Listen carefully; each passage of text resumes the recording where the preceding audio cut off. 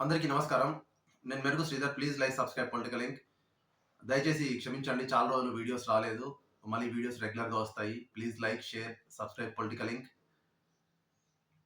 గెలుపు వెనుక పరిగెత్తడం మాని ప్రయత్నం కోసం పరిగెత్తు. అప్పుడే గెలుపు తీరాలకు వెళ్తావు. నిజంగా గూడా ఆంధ్రప్రదేశ్‌లో చంద్రబాబు గెలుపు వెనుక చాలా గట్టి కృషి ఉంది. ఎందుకంటే అప్పుడున్న అధికార పక్షమైన వైఎస్ఆర్‌సీపీ ఎన్నో ఇబ్బందులకు గురి చేసింది. తర్వాత జైల్లో పెట్టింది.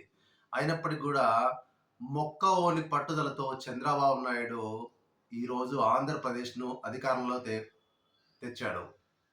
నిజంగా గూడా చంద్రబాబు నాయుడు గట్టి పట్టుదల, క్రమశిక్షణ ఉన్న వ్యక్తి.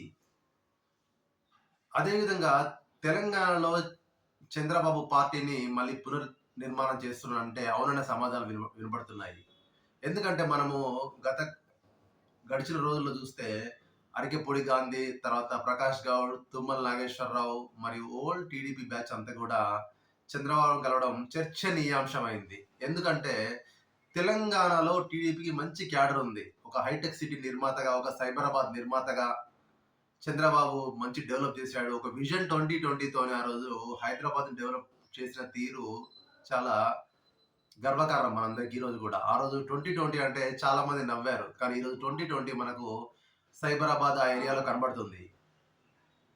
అంటే ఇంత గట్టి పట్టుదల కలిగిన వ్యక్తి తెలంగాణలో కూడా తన పార్టీని మళ్ళీ పునర్నిర్మించడానికి ప్రయత్నిస్తున్నాడు. ఎందుకంటే తెలుగుదేశం జాతీయ పార్టీగా ఎదగడానికి ఇది ఒక మంచి అవకాశం. ఎందుకంటే ఇప్పటికి కూడా ఇంతకుముందు తెలంగాణలో చాలా మంచి లీడర్స్ ఉండేవాళ్ళు. కానీ కాలక్రమేణా వాళ్ళందరూ బీఆర్ఎస్‌లోకి, మరి కాంగ్రెస్‌లోకి, బీజేపీలోకి అందరూ కూడా జారుకున్నారు. ఇప్పుడు గనుక చంద్రబాబు నాయుడు ఇక్కడ పార్టీని పునర్మిస్తే తప్పకుండా అక్కడ ఏమవుతుందంటే ఇక్కడ కాంగ్రెస్‌కు, బీజేపీకి, బీఆర్ఎస్‌కు అవకాశాలు తగ్గిపోతాయి. సెంటర్‌లో కూడా ఈరోజు మంచి కీ రోల్ ప్లే చేస్తున్నాడు చంద్రబాబు నాయుడు గారు.